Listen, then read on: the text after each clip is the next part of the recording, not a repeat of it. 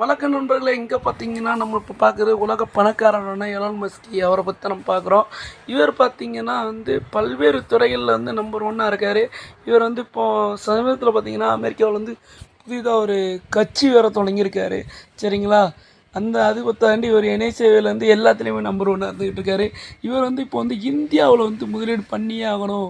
இந்தியாவில் செயற்கைக்கோள் மூலமாக இணைய சேவை வழங்கி ஆகணுங்கக்காண்டி இந்திய அரசுகிட்ட பர்மிஷன் கேட்டிருந்தாரு.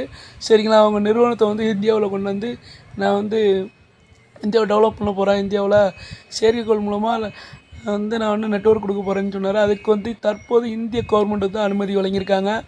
ஸோ 2030 ஆண்டு சேவை மேற்கொள்ள லைசன்ஸ் கொடுத்துட்டாங்க. சரிங்களா, ஸ்டார்லிங் நிறுவனத்தின் அனுமதி பெறப்பட்டது.